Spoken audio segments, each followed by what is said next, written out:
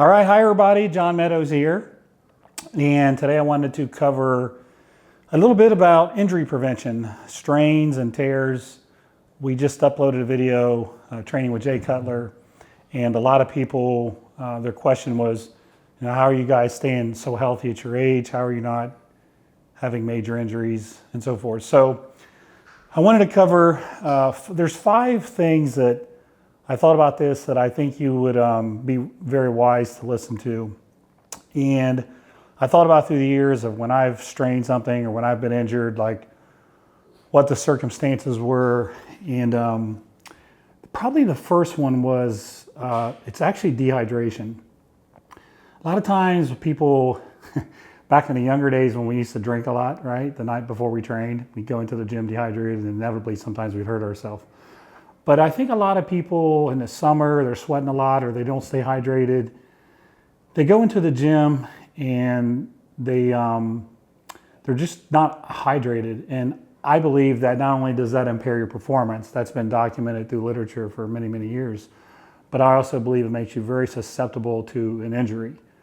So one of the things I like to do is make sure I salt my breakfast in the morning with some sodium. I usually just sprinkle some sea salt on my eggs.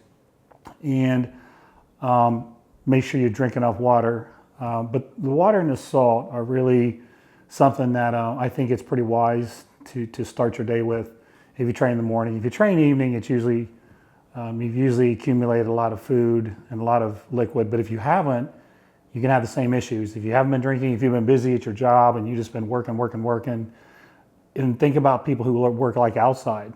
I've got a lot of friends that work outside, they do construction and things like that. And by the time they get off work and get to the gym, if they go straight there, they're super dehydrated. Back when I was in high school, I used to work at a car factory and it was really hot in there. And I had to go home and really drink a lot. And another time I worked at a lumber mill carrying wood around all day. I've had a lot of really hard manual labor jobs like that. So for those of you who do that, it's really important that you get really hydrated, salt your food. So that'd be number one. I wanted to spend a little bit extra time on that because I think it's really, really important. The second one is it's all about it's listening to your body. So many times when people get injured, they'll say, well, something just didn't feel quite right. And this happens to me all the time. Literally once every 2 weeks, probably something happens where I got to change exercises. I'll give you an example. I think it was last Friday, I was doing hack squats. I went down and I like to go really deep on my hack squats. And when I started to come up, I felt a little twinge in my lower back. It was a little sharp jab of pain. And I said, that's it. I'm done with hack squats for the day. Could I have done another set? Maybe, maybe not. But I know from in the past when I ignored that, I paid for it the next day. And what usually happens is you have that set and then you come back the next set and you just go, oh, I'll just deal with it. I'll work through it. A lot of times what happens is then it gets worse. In particular, when you think about like a pec strain or something like that, you'll feel a fiber that doesn't feel right. You've got to rack it and you got to stop. If you keep on pressing like a heavy weight and you feel something pulling, you're going to get injured. So there's no exercise that's so important you have to do it. So if you feel something that doesn't feel right, it pops or it strains or it just doesn't feel right, it's okay to not do that, to change exercises or go to something else. That would be number 2. My third one is exercise sequence. So the majority of the injuries that I had over the years were done doing a compound movement early on in the routine. So bench pressing heavy first. I remember we used to get into the gym at 6 o'clock in the morning and we would eat, if it was leg day, we were squatting. If it was chest day, we were benching. By 6:30, 6:40, we were at our heavy weights. So probably weren't hydrated enough either at that point.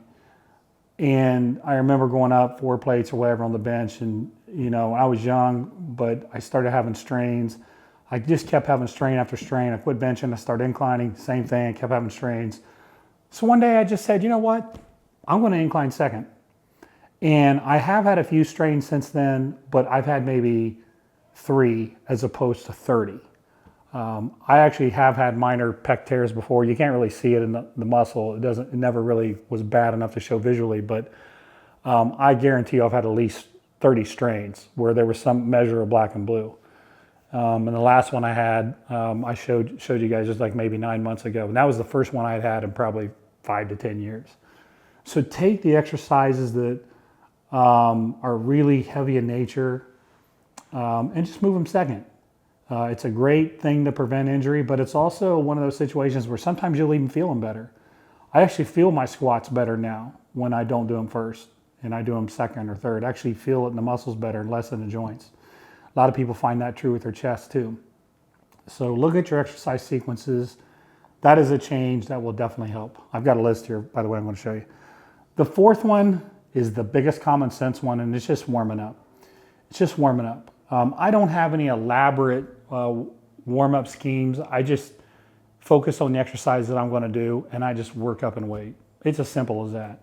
I don't have 10 different things I do to warm up my legs. I've shown you in some other videos some of the stretching I do. It's very gentle at the beginning of the workout, and then at the end of the workout, it's a little more intense.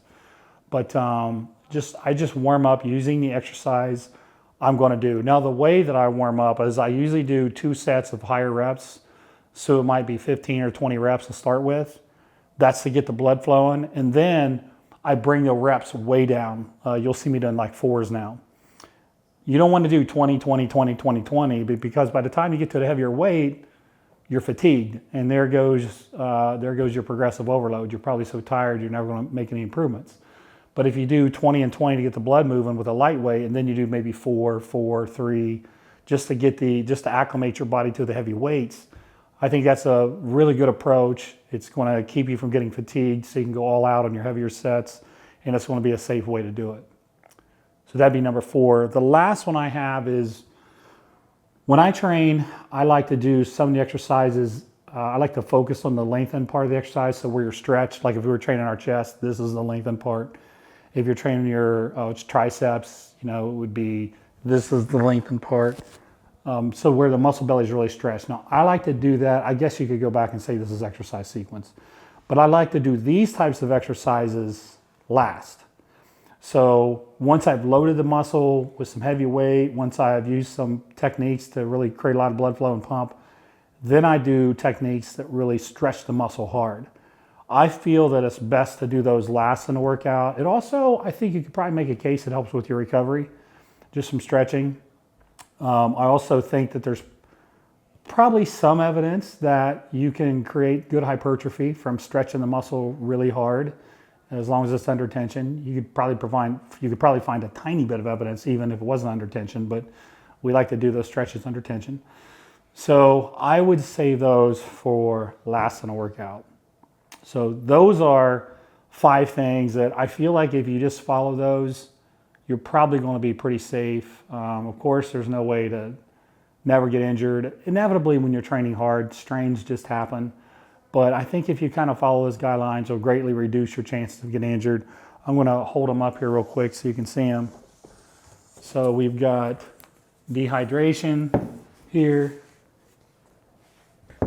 We've got ego, don't try to work through an injury.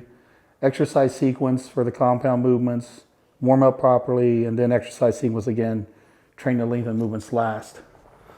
So that's it. Appreciate you watching. Comment below. If you have any other tips you want to share with the rest of the folks, just let us know, and we'll see you next time. All right, hi everybody. If you love that video, then I know you're going to love my new app. It's available in the Google Play Store for Android and in the Apple Store for iPhone. So I'm going to take you through it here. The first tab is a feed, and it has all my social media. But I also have a Q&A tab. Now, if you want to submit questions to me directly, this is a fantastic way to do it. I get over 100 messages every single day, but these messages here are the ones I prioritize and I answer in more detail. I also have, now this is amazing. This is over actually it's probably closer to 10 years worth of data I've put out there. It's actually information from my member website that I've incorporated into the app. So, if you're looking for workouts, I've got over 100 workouts here. You can see the different body parts. If you're looking for nutrition, methodology, how to cut calories, peri-workout nutrition, how to implement a mini diet, things like that. or if you're looking for, I got a client prep series here. How exactly, John, do you prep your clients? How does your team do it?